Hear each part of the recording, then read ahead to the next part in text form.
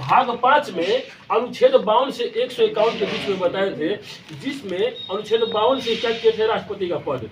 राष्ट्रपति का पद क्लियर होने के बाद हम ये भी समझाए थे कि कार्यपालिका में उल्लेख किए थे आप लोगों को कि राष्ट्रपति, उपराष्ट्रपति एवं महान्यायवादी का समझाए थे। राष्ट्रपति, उपराष्ट्रपति, महान्यायवादी और मंत्रिमंडल समझाए थे, 3 चीज, जिसमें राष्ट्रपति कार्यपालिका का प्रधान समझाए थे। वह वरीयता क्रम में राष्ट्रपति 1 नंबर पर आता है। आज हम लोग उपराष्ट्रपति पढ़ेंगे। उपराष्ट्रपति भी कार्यपालिका का ही एक अंग होता है। क्या होता है? जैसे कार्यपालिका का प्रधान राष्ट्रपति होते हैं, तो उसी प्रकार कार्यपालिका का सेकंड प्रधान जो होता है उपराष्ट्रपति होता है। समझ रहे हैं? देखिए, उपराष्ट्रपति के लिए अनुच्छेद दिया गया है, अनुच्छेद 63 से 71 तक दिया गया है, जिसमें 63 से 71 तक में 9 अनुच्छेद जो आज को दिया गया है, 9 ये उपराष्ट्रपति के लिए दिया गया है। अब हम पहले आप लोगों को बताए थे विदेशी स्रोत में कि उपराष्ट्रपति का पद जो है अमेरिका के संविधान से ग्रहण किया गया है। कहाँ से? तो उपराष्ट्रपति का पद जो है अमेरिका के संविधान से लिया गया है। और वरीयता क्रम में देखा जाए, कार्यपालिका के वरीयता क्रम में जो देखा जाए तो यह सेकंड नंबर पर आता है, दूसरे स्थान पर उपराष्ट्रपति आता है, पहले नंबर पर राष्ट्रपति आते हैं। कार्यपालिका के प्रधान में देखा जाए तो पहले नंबर पर कौन आता है? राष्ट्रपति, और दूसरे नंबर पर आते हैं आपका उपराष्ट्रपति। समझ रहे? क्लियर? जहां नहीं समझ में आएगा पूछ लीजिएगा। जिसमें अनुच्छेद 63 जो कहता है पद का जिक्र, अनुच्छेद 63 में कहा गया है कि भारत में एक उपराष्ट्रपति का पद होगा।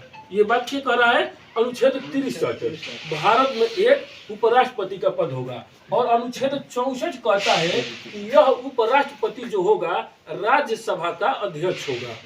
ठीक ना? राज्यसभा का अध्यक्ष बोलिए चाहे राज्यसभा का सभापति बोलिए, दोनों बात सेम होता है। और उपराष्ट्रपति को जो वेतन दिया जाता है उनको उपराष्ट्रपति के पद के लिए नहीं दिया जाता है, राज्यसभा के अध्यक्ष होने के कारण दिया जाता है, राज्यसभा के अध्यक्ष होने के नाते दिया जाता है। फिलहाल उपराष्ट्रपति का वेतन 4 लाख रुपया है। कितना? 4 लाख रुपया। क्योंकि देखिए, राज्यसभा, देखिए लोकसभा अध्यक्ष का भी वेतन 4 लाख रुपया है, तो राज्यसभा अध्यक्ष का वेतन भी 4 लाख रुपया होगा। तो जो उपराष्ट्रपति को वेतन और जो सुविधाएं दिया जाता है, जो पावर दिया जाता है, वह राज्यसभा के सभापति होने के नाते दिया जाता है। समझ रहे? अब अनुच्छेद 65 कहता है कि यह उपराष्ट्रपति जो है राष्ट्रपति की अनुपस्थिति में कार्य करेंगे। अनुच्छेद 65 के तहत इनको पावर मिला है कि अगर राष्ट्रपति देश में नहीं है, किसी कारण से विदेश यात्रा में चले गए, मान लेते हैं विदेश में, मान लंदन चले गए, चाहे किसी भी इलाके में चले गए विदेश दौरा करने, तो उस स्थिति देश में किसी भी प्रकार का अगर कार्य जो राष्ट्रपति वाला होगा करना है तो ये कार्य करेंगे उपराष्ट्रपति। लेकिन किस अनुच्छेद के तहत? अनुच्छेद 65 के तहत। अगर अनुच्छेद 65 के तहत ही राष्ट्रपति अनुपस्थित रहते हैं किसी कारण से देश में, तो वह राष्ट्रपति के सारे कार्यों का निर्वहन करेंगे। समझ रहे हैं? अनुच्छेद 66 जो कहता है निर्वाचन का उल्लेख करता है। केवल निर्वाचन का? तो उपराष्ट्रपति का। अनुच्छेद 66 में उपराष्ट्रपति के निर्वाचन का उल्लेख किया गया है। और निर्वाचन में समझाए थे आपको पहले भी कि राष्ट्रपति का निर्वाचन जो किया जाता है अप्रत्यक्ष रूप से किया जाता है, तो उसी प्रकार उपराष्ट्रपति का निर्वाचन भी अप्रत्यक्ष प्रणाली से किया जाता है। एकल संक्रमणीय मत समझाए थे, तो सेम कंडीशन उपराष्ट्रपति में भी लगाया जाता है। आगे पढ़ाएंगे। अनुच्छेद 67 में जो किया गया है वह उपराष्ट्रपति के कार्यकाल का उल्लेख किया गया है। किसका? उपराष्ट्रपति के कार्यकाल का उल्लेख अनुच्छेद 67 में समझाया गया है। और कहा गया है कि उपराष्ट्रपति का कार्यकाल 5 वर्ष होगा, लेकिन फिर भी वह 5 वर्ष से पहले अगर चाहे तो रिजाइन दे सकता है, यानी परित्याग कर सकता है। ठीक ना? थोड़ा सा ऊपर कर लीजिए। अनुच्छेद 67 जो कह रहा है कि पद रिक्त होने पर 6 माह में भरा जाएगा। अनुच्छेद 68 के तहत कहा गया है कि अगर किसी कारण से उपराष्ट्रपति का सीट खाली हो गया, पद खाली हो गया, तो उसको 6 माह के अंदर भरना अनिवार्य है। ये अनुच्छेद 68 कहता है, यानी कि 69 कहता है। अब अनुच्छेद 69 कहा जाता है कि उपराष्ट्रपति के शपथ का उल्लेख किया गया है। किस अनुच्छेद में? अनुच्छेद 69 में राष्ट्रपति के शपथ का उल्लेख किया गया है। और उपराष्ट्रपति को जो है शपथ कौन दिलवाएंगे? राष्ट्रपति दिलवाएंगे। जो उपराष्ट्रपति अपना शपथ लेंगे राष्ट्रपति के समक्ष लेंगे और त्याग भी लेना देना होगा अगर इनको, तो यह राष्ट्रपति को शपथ देंगे, मैंने त्याग पत्र देंगे। देखिए ये राष्ट्रपति होंगे, इनको शपथ जो होता है सुप्रीम कोर्ट के मुख्य जज दिलवाते हैं राष्ट्रपति को, ध्यान दीजिएगा। लेकिन अगर उपराष्ट्रपति को शपथ का बात होगा तो इनको शपथ दिलवाएंगे राष्ट्रपति, समझ रहे हैं? इंसाफ लिखिए। उपराष्ट्रपति को शपथ दिलवाएंगे राष्ट्रपति, लेकिन अगर उपराष्ट्रपति अपना त्याग देना चाहेंगे तो राष्ट्रपति को देंगे। राष्ट्रपति अपना त्याग देंगे उपराष्ट्रपति को और उपराष्ट्रपति अपना त्याग देंगे इनको, एक दूसरे को कन्वर्ट करते हैं। मैंने अगर रिजाइन देना होगा राष्ट्रपति को तो वह उपराष्ट्रपति को देंगे और उपराष्ट्रपति को रिजाइन देना होगा तो राष्ट्रपति को देंगे, समझ गए? लेकिन उपराष्ट्रपति का शपथ जो दिलाएंगे वह राष्ट्रपति दिलाएंगे, समझ गए? अब इस बोझ पर आते हैं राष्ट्रपति के शपथ। राष्ट्रपति को शपथ समझाए थे कि सुप्रीम कोर्ट के मुख्य जज दिलवाते हैं।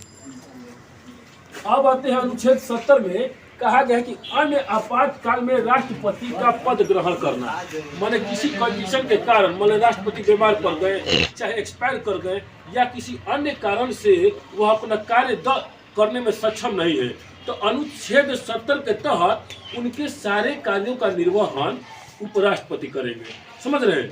माने किसी कारणवश से राष्ट्रपति अपना कार्य करने में सक्षम नहीं है तो अनुच्छेद 70 के तहत उनके सारे कार्यों का निर्वहन उपराष्ट्रपति करेंगे, समझ गए? और इस दौरान जब वह उपराष्ट्रपति का पदभार ग्रहण करेंगे, उपराष्ट्रपति जैसे ही अनुच्छेद 70 के तहत राष्ट्रपति के सारे कार्यों का निर्वहन करेंगे, उनका पदभार ग्रहण करेंगे, तो उनको वेतन और सुविधा सारा राष्ट्रपति वाला मिलेगा, समझ रहे ना? माने उप राष्ट्रपति हैं लेकिन कुछ समय के लिए राष्ट्रपति बन रहे हैं, उनके कार्यों को ग्रहण कर रहे हैं, उनके पावर को ले रहे हैं, उनका पदभार ग्रहण कर रहे हैं, तो इस दौरान उपराष्ट्रपति को वह अपना वेतन नहीं लेंगे, जो राष्ट्रपति को वेतन भत्ता मिलता था सारा सुविधा अब राष्ट्रपति का मिलेगा। और इस दौरान उन्होंने कुछ अगर कार्य भी कर दिया है, राष्ट्रपति वाला कार्य भी कर दिया गया है, तो उनके कार्यों को मान्यता मिलेगी, समझ गए? अब देखा जाए त्याग तो समझाइए दिए कि त्याग पत्र अपना देंगे राष्ट्रपति को। अगला देखते हैं कि राष्ट्रपति की योग्यता क्या होगी, तो राष्ट्रपति की योग्यता देखिए कम से कम उम्र 35 वर्ष होना चाहिए, अगर एको दिन कम होगा तो नामांकन नहीं भर पाएंगे। दूसरा का है कि वह भारत का नागरिक होना चाहिए। तीसरा का है कि राज्यसभा सांसद चुने योग्य होना चाहिए।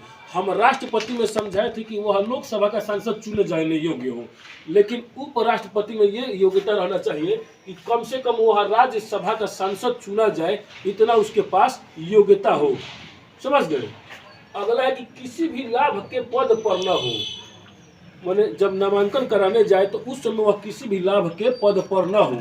लाभ के पद एग्जाम्पल के मतलब कि वह किसी भी सरकारी नौकरी पर न हो। मंत्री का पद, सांसद का पद, विधायक का पद लाभ का पद नहीं है, लेकिन एगो छोटे चपरासी का पद ग्रहण कर लिए तो लाभ का पद है भारतीय संविधान के अनुसार। अगला देखते हैं कि जब यह नामांकन कराने जाते हैं, उपराष्ट्रपति अपना नामांकन कराने निर्वाचन विभाग के समक्ष जाएंगे तो कम से कम 20 प्रस्तावक और 20 अनुमोदक चाहिए। राष्ट्रपति में समझाए थे 50-50, ध्यान रखिएगा। लेकिन उपराष्ट्रपति में क्या चाहिए नामांकन के दौरान कि 20 प्रस्तावक और 20 अनुमोदक चाहिए, और वह भी यह 20 प्रस्तावक और 20 अनुमोदक जो होना चाहिए जीता हुआ प्रत्याशी चाहिए, निर्वाचक मंडल का होना चाहिए। निर्वाचक मंडल का मतलब जो उपराष्ट्रपति के वोट दे, ठीक ना? इनका निर्वाचन अप्रत्यक्ष रूप से हो ही रहा है। 20 प्रस्तावक 20 अनुमोदक समझाए दिए है। अगला ये इनका निर्वाचक मंडल में कौन कौन व्यक्ति रहते हैं, तो राज्यसभा और लोकसभा के सभी सदस्य भाग लेते हैं।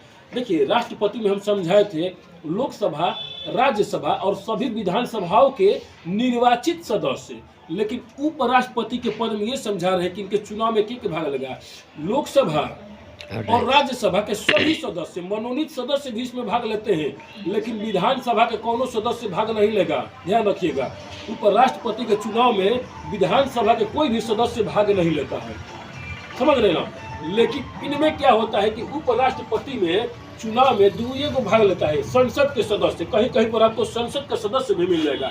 संसद का सदस्य एग्जाम्पल का माने संसद में 2 सदन है, एक लोकसभा और एक राज्यसभा। तो लोकसभा के सभी सदस्य माने 545 सदस्य और राज्यसभा के सभी सदस्य मैंने 245 सदस्य, टोटल लोकसभा और टोटल राज्यसभा के सभी सदस्य उपराष्ट्रपति के चुनाव में भाग लेते हैं। इतना क्लियर हो गया। चलिए तब आगे समझा रहे हैं। इस पर मिटा दिया जाए इसको। अरे सर आलू है ना जी सर जी। तो मुड़िए काट दिया। जा आप लोड़िए नहीं खेलो ऊपर। मूड़ी से क्या मतलब है? सोनू सरहड़ा ना। चलिए अब आगे आप लोगों को समझा रहे हैं। देखिए निर्वाचक मंडल समझ लिए। अब इनको हटाने की विधि देखिए।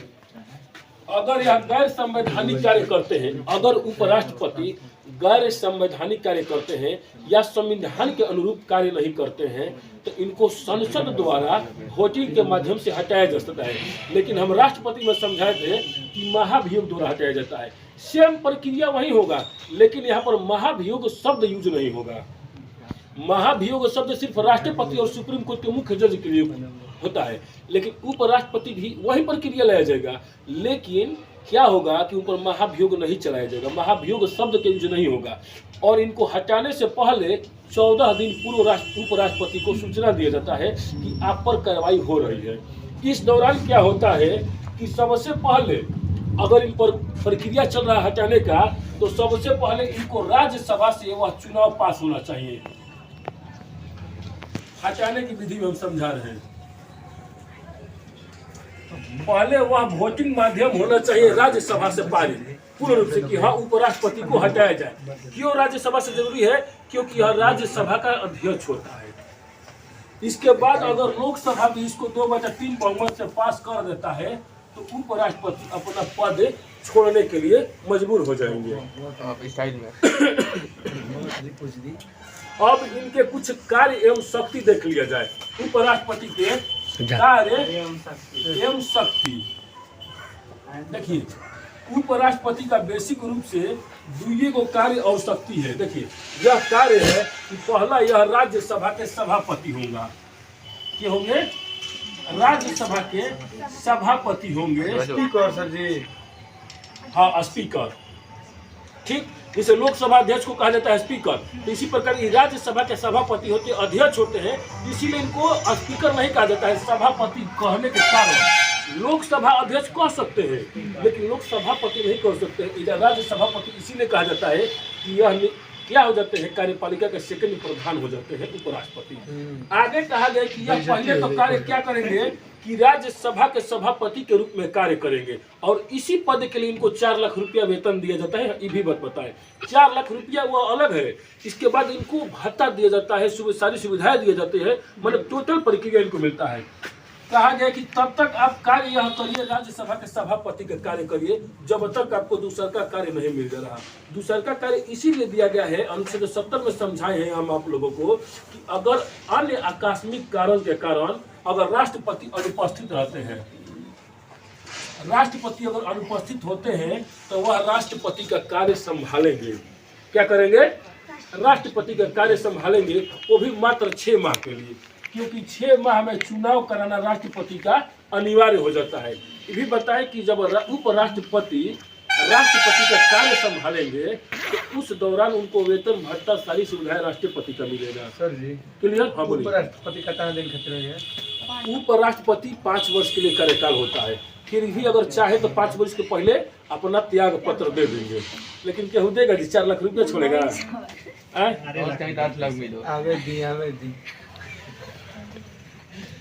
अगला देखते हैं कि राज्यसभा में इनकी स्थिति क्या होती है।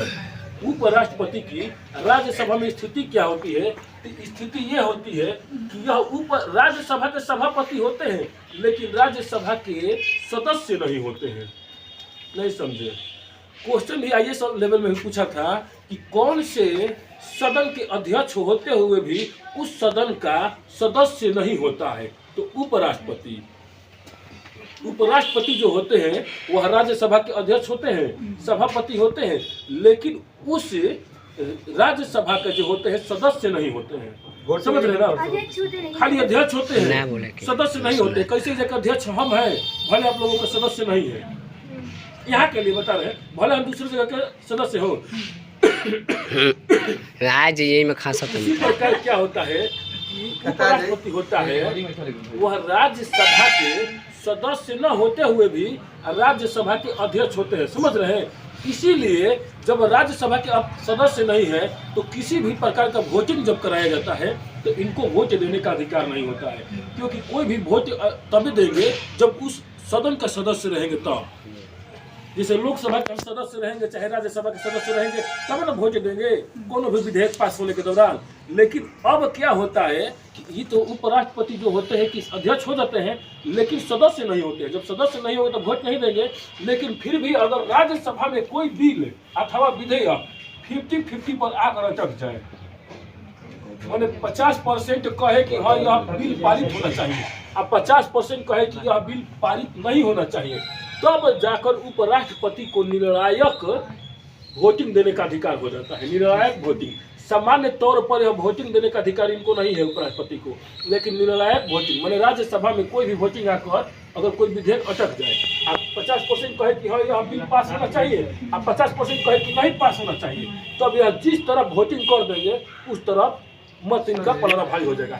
मान लेते हैं जहाँ इधर पास कर दिए तो इधर 51 हो जाएगा, चाहे इधर वोटिंग दे देते 51 हो जाएगा, तो निर्णायक वोटिंग देने का अधिकार उपराष्ट्रपति को होता है। आप बोलिए। उपराष्ट्रपति का चुनाव हो रहा है, बराबर मत पड़ गया तब क्या होगा? कौन चीज मैंने आधा पड़ गई, बहुत 50% निकाला के 50% निकाला तब उसमें क्या होता है कि दोबारा चुनाव कराया जाता है टॉस ना हो ना, टॉस नहीं था। अगला देखते हैं। देखिए हम पिछले बार भी बताए थे कि अगर उपराष्ट्रपति का चुनाव हो रहा तो उसमें विवाद हो जा रहा, विवाद होता है तो विवाद होने का तो इसका सुनवाई कहाँ पर होगा? सुप्रीम कोर्ट में। राष्ट्रपति ने समझाए थे कि राष्ट्रपति और उपराष्ट्रपति का चुनाव का जो विवाद होगा यह सुलझाएगा सुप्रीम कोर्ट।